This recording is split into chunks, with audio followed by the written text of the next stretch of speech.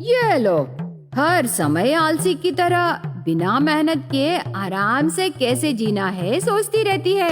ये तो कमरे से बाहर ही नहीं आती। ऐसे कमरे में पढ़ाई कर रही उसकी पत्नी काव्या पर गुस्सा होने लगा सीनू। तब काव्या उसका बुक बाजू रख के सीनू के पास आती है। अरे क्यों गुस्सा हो रहे हो जी? मैं पढ़ रही हूँ ना, क्या बात है जी? ऐसे क्यों पूछ रही हो? सुबह से लेके शाम तक बुक्स पढ़ने के सिवाय तुझे दूसरा काम नहीं है ना? अरे वो बुक्स में क्या है? ऐसे सीनू पूछता है। तब काव्या बहुत खुशी से, उसमें जादुई दुनिया का रास्ता है जी। सीनू को कुछ समझ में नहीं आता। जादुई दुनिया का रास्ता? वो कहाँ है काव्या? अभी तो उसे कोई नहीं देखे जी। मेरी दादी कहती थी उस जादुई दुनिया में खुशियाँ ही खुशियाँ हैं। वहाँ कोई परेशानी नहीं रहेगी। उस जादुई दुनिया में एक बहुत बड़ा द्वार रहता है जी, और वहाँ एक जादूगर पहरा करता है। ऐसे कहने लगी काव्या।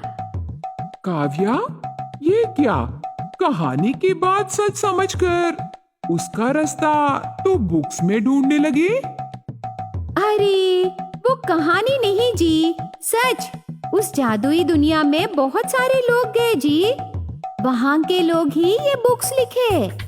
काव्या, मेरा सर दर्द होने लगा है। अब बस कर, जाके तू मेरे लिए एक कॉफी लाना। ठीक है, मैं अब भी लाती हूँ। काव्या किचन में जाती है। बहुत देर तक काव्या कॉफी नहीं लाने पर, ये क्या? अभी तक कॉफी नहीं लाई? अरे भूल गई क्या?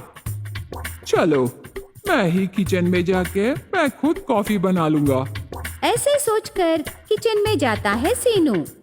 वहाँ काव्या जादुई दुनिया का बुक पढ़ते पढ़ते स्टोव पर दूध रखने की बात भूलकर वो अपनी दुनिया में चली जाती है। दूध उबल के कटोरी पूरा जल जाता है। तब सीनू ने, काव्या क्या है ये सब? ऐसे चिल्लाता है। तब काव्या एकदम से घबरा कर देखती है। अरे रे, अभी रखी जी, इतने में जल गया। काव्या, तुझे पता भी है तू क्या कर रही है? उस जादुई दुनिया के जाल में पड़ के तू पागल हो रही है। अरे आप समझने की कोशिश कीजिए जी। मैं अभी अभी पढ़ी, उसमें बहुत संपत्ति है। उस संपत्ति को हम हासिल करने से हमसे बढ़ के अमीर और कोई नहीं रहेगा। सीनू काव्या से बात करना बेकार समझकर वहाँ से चला जाता है। लेकिन काव्या हर समय बुक पकड़ के पढ़ती रहती थी। एक दिन रात को काव्या और सीनू सोए रहते हैं। आधी रात को सीनू की नींद खुल के देखता है तो काव्या नहीं रहती। काव्या, काव्या, कहाँ हो तुम?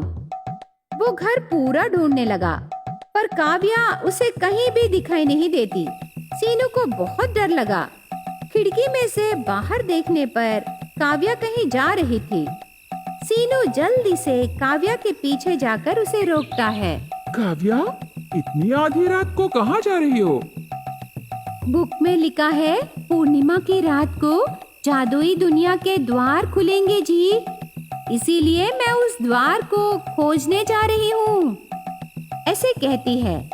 काव्या की बातें सुनकर सीनू दंग रह जाता है। काव्या, ये कैसी बातें कर रही हो? पागल हो गई क्या? पूर्णिमा की रात द्वार खुलेंगे? तुझे देखने से डर लग रहा है काव्या, घर चलो। रुकिए जी, आप ही आइए ना, मैं वो जादुई द्वार दिखाऊंगी। काव्या ऐसे कहकर सीनू को ले जाने लगी। काव्या, पहले तू घर चल। सीनू जबरदस्ती काव्या को घर ले जाता है। दिन पर दिन काव्या की पागलपन और बढ़ने लगी। काव्या जादुई दुनिया के बारे में ज्यादा विश्वास करने लगी, पर सीनू विश्वास नहीं करता। काव्या हर रोज जादुई दुनिया के द्वार के लिए बुक्स में रहे सभी काम करने लगी। एक दिन काव्या घर पर बड़ा रंगोली डाल के उसके बीच में बैठती है। तब बाहर से घर आए सीनू उसे देखकर डर जाता है। बाप रे, काव्या, ये सब क्या है? वो रंगोली को मिटा देता है। अरे अरे, रुकिए ना, रुकिए जी। काव्या सीनू को रोकती है। उस दिन से सीनू के दिल में बहुत डर पैदा होता है। सीनू काव्या को समझाने की कोशिश करने पर भी काव्या सीनू की बात बिल्कुल नहीं सुनती। एक दिन रात को काव्या जादुई दुनिया के बारे में सोचते सोचते सो जाती है। काव्या की कठोर दीक्षा से खुश होकर उस दिन रात को एक जादूगर बड़ा लकड़ी लेके प्रत्यक्ष होता है। सुनो काव्या, नींद से उठो ना, जल्दी उठो।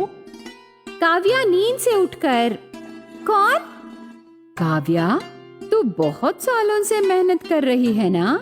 आज तुझे जादुई दुनिया में जाने की इजाजत मिली है, ऐसे कहता है। वो बात सुन के काव्या खुशी से झूम उठी, लेकिन सीनू बहुत गहरी नींद में रहता है। सच? इतने दिनों बाद मेरी इच्छा पूरा होने वाला है? हाँ काव्या। जादूगर काव्या के सर पर लकड़ी रखता है। काव्या बेहोश होके गिर जाती है, पर बाद में काव्या को होश आके देखने पर हरे भरे पेड़ों के बीच ठंडी वातावरण में वो रहती है। काव्या को वो जगह बहुत पसंद आता है। आहा, ये जगह तो बहुत सुंदर है। आज से तू यही रहेगी। तू यहाँ खुशी से रह सकती हो काव्या। आज से तुम्हें इंसानों से कोई लेना देना नहीं है।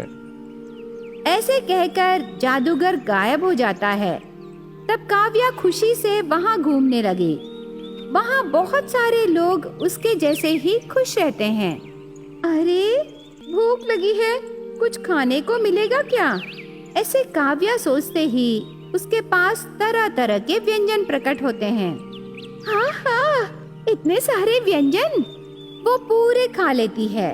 उसके बाद काव्या खाना और सोना, यही उसका काम है। पर काव्या को सीनू याद आता है। यहाँ तो ऐसे ही रहेगा क्या? पता नहीं मेरा सीनू क्या कर रहा है। ऐसे सोचते समय काव्या के सामने जादूगर प्रकट होके, काव्या, तुझे और कुछ चाहिए क्या? शायद तू कुछ याद कर रही है। हाँ, मेरे पति को भी यहाँ ला सकते हो क्या? वो नहीं होगा काव्या। यहाँ आने के लिए तेरे जैसे कठोर दीक्षा करना है। ऐसे कह के जादूगर गायब हो जाता है। काव्या बहुत उदास हो जाती है। काव्या के सामने बहुत सोना रहता है। आहा, इतना सोना! काव्या गहने पहनती है। उसके बाद काव्या को सब कुछ वहीं मिलने लगा। काव्या हर रोज गहने पहनकर उसे बोर लगने लगा। आखिर में काव्या को वो जगह भी घृणित होने लगी। अरे, ये कैसी जगह है? यहाँ तो कुछ भी नया नहीं है। बात करने के लिए अपने कोई भी नहीं है। चारों ओर एक जैसा ही लग रहा है।